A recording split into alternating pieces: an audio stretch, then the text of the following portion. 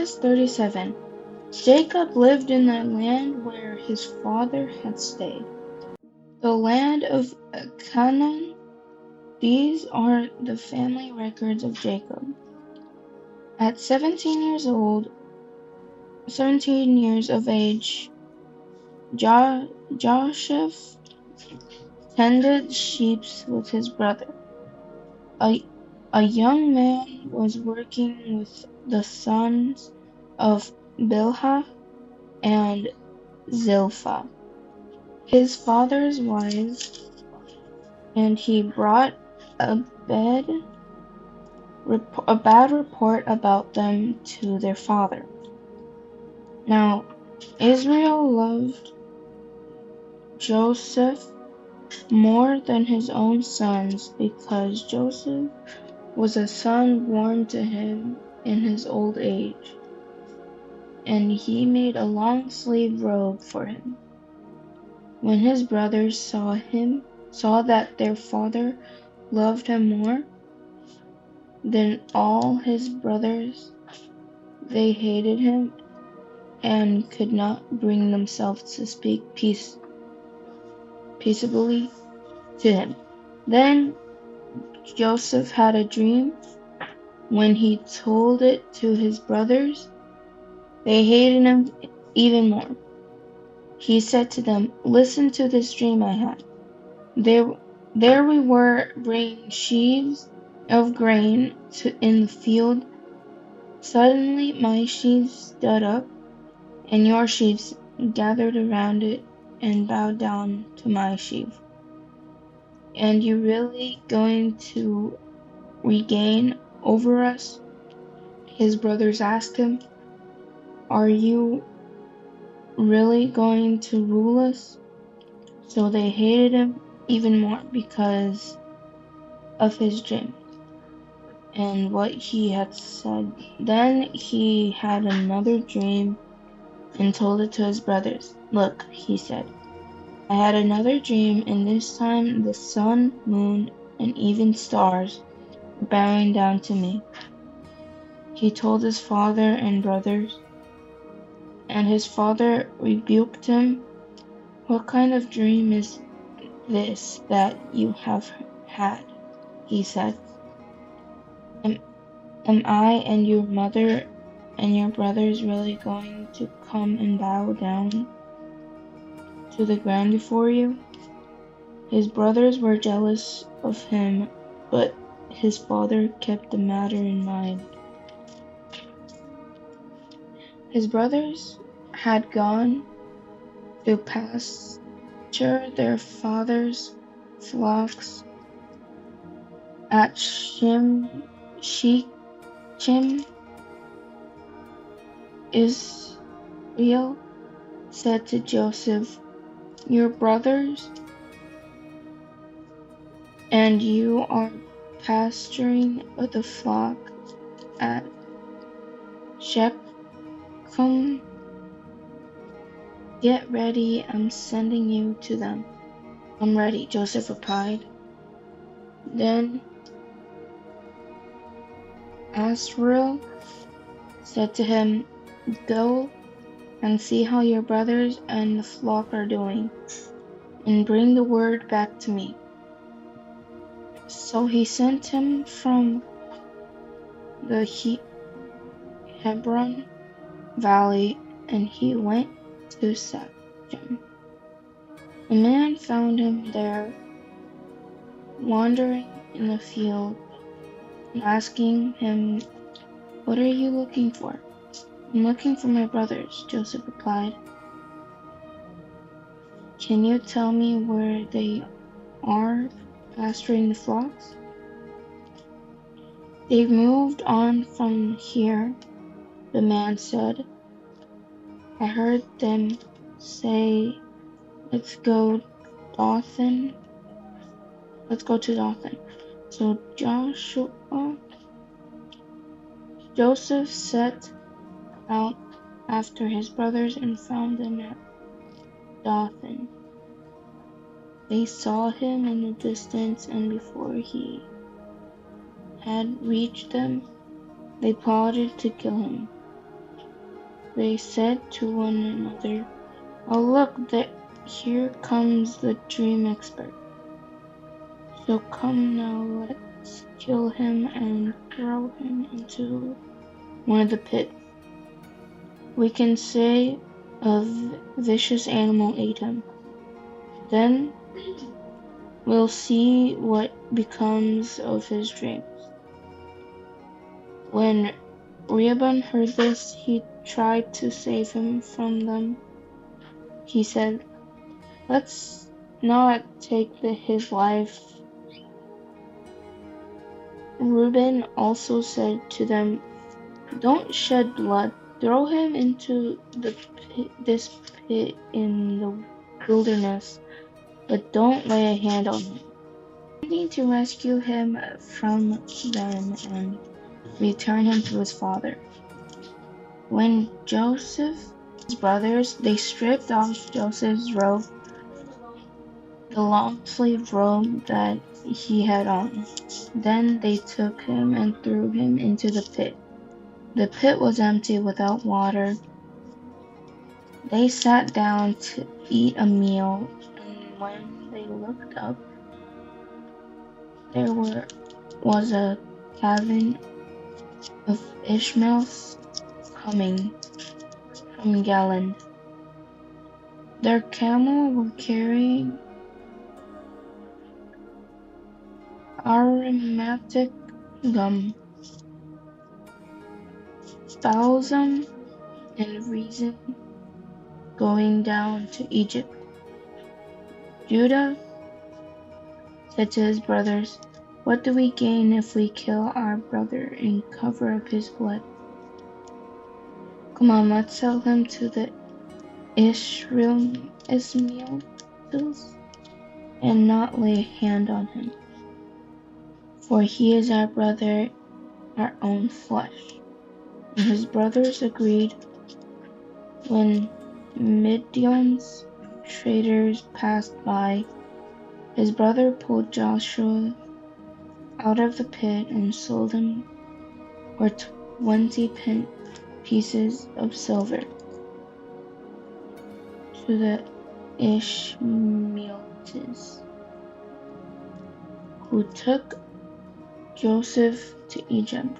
When Reuben returned to the pit, he saw that Joseph was not there. He tore his clothes. He went back to his brothers and said, "The boy is gone. What am I going to do?"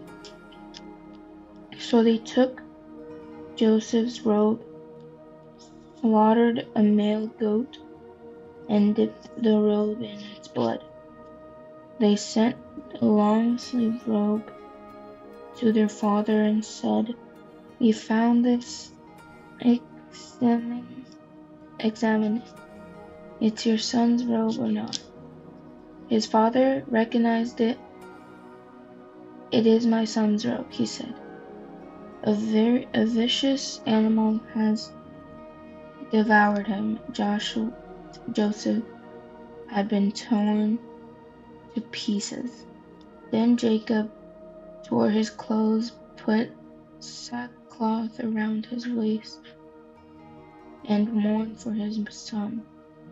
Many days all of his sons and daughters tried to comfort him, but he refused to be comforted. "No," he said, "I will go down to show to my son mourning," and his father wept for him. Meanwhile, the Midianites sold Joseph in Egypt to Potiphar, an officer of Pharaoh and the captain of the guard. Genesis 38. At that time, Judah left his brothers and settled near an Adullamite named Hira. There, Judah saw the daughter of a Canaanite named Suah. He took her as his wife and slept with her. She conceived and gave birth to a son, and he named him Er. She conceived again and gave birth to a son and named him Onan.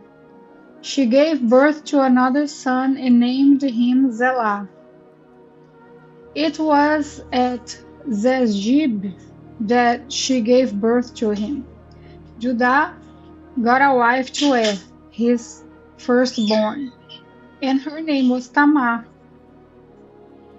Now Er, Judah's firstborn, was evil in the Lord's sight, and the Lord put him to death. Then Judah said to Onan, sleep with your brother's wife, perform your duty as her brother-in-law, and produce offspring for your brother. But Onan knew that the offspring would not be his. So whenever he slept with his brother's wife, he released his semen on the ground, so that he would not produce offspring for his brother. What he did was evil in the Lord's sight, so he put him to death also. Then Judah said to his daughter-in-law Tamar, remain a widow in your father's house until my son Zelah grows up, for he thought he might die too, like his brothers. So Tamar went to live in her father's house. After a long time, Judah's wife, the daughter of Suah, died. When Judah had finished mourning, he and his friend Iha and the Adulamite went up to Timnah to his sheep shearers. Tamar was told, your father-in-law is going up to Timnah to shear the sheep. So she took her widow's clothes, veiled her face, covered herself, and sat at the entrance of Enaim, which is on the way of Timnah. For she saw that Zelah had grown up. She had not been given to him as a wife. When Judah saw her, he thought she was a prostitute, for she had covered her face. He went over to her and said, come, let me sleep with you, for he did not know that she was his daughter-in-law. She said, what will you give me for sleeping with me? I will send you a young goat from my flock, he replied. But she said, only if you leave something with me until you send it. What should I give you? He asked. She answered, your signet ring, your cord, and the staff in your hand. So he gave them to her and slept with her, and she became pregnant by him. She got up and left, then removed her veil and put on her widow's clothes back on. When Judah sent the young goat by his friend the Adulamite in order to get back the items he had left with the woman, he could not find her. He asked the man of the place, where is the coat prostitute who was beside the road of Enaim? There has been no coat prostitute here, they answered. So the Adulamite returned to Judah, saying, I couldn't find her, and besides, the man of the place said there has been no coat prostitute there.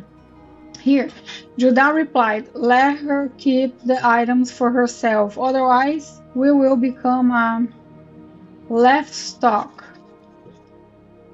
After all, I did send this young goat, but you couldn't find her. About 3 months later, Judah was told, your daughter-in-law Tamar has been acting like a prostitute and now she is pregnant. Bring her out, Judah said, and let her be burned to death. As she was being brought out, she sent her father-in-law this message. I am pregnant by the man to whom these items belong. And she added, examine them then. Whose signet ring, cord, and sheath are these?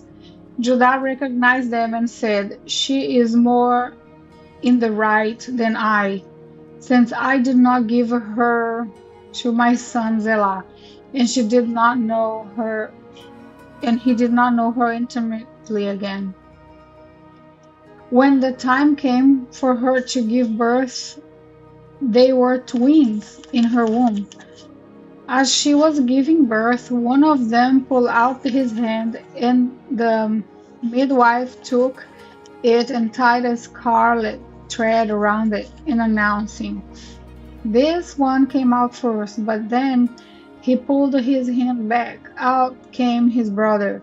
And she said, what a breakout you have made yours for yourself. So he was named Perez.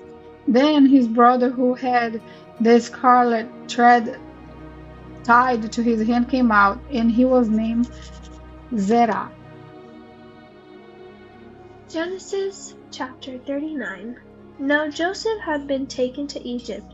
An Egyptian named Potiphar, an officer of Pharaoh, and the captain of the guards, bought him from the Ishmaelites who had brought him there.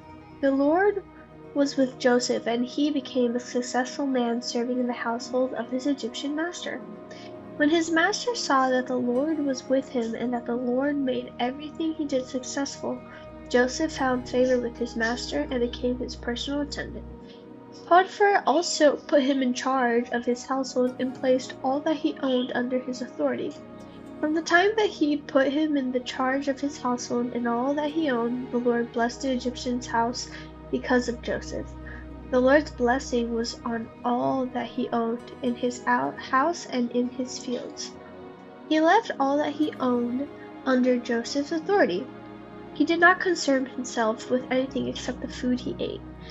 Now Joseph was well built and handsome. After some time, his master's wife looked longingly at Joseph and said, sleep with me. But he refused. Look, he said to his master's wife, with me here my master does not concern himself with anything in this house, and he has put all that he owns under my authority. No one in this house is greater than I am. He has withheld nothing from me except you, because you are his wife. So how could I do this immense evil, and how could I sin against God?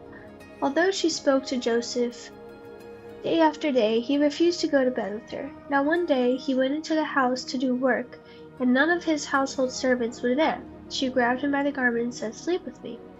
But leaving his garment in her hand, she escaped and ran outside. When she saw that he had left his garment with her and had run outside, she called her household servant. Look, she said to them, my husband brought a Hebrew man to make fools of us. He came to me so he could sleep with me, and I screamed as loud as I could.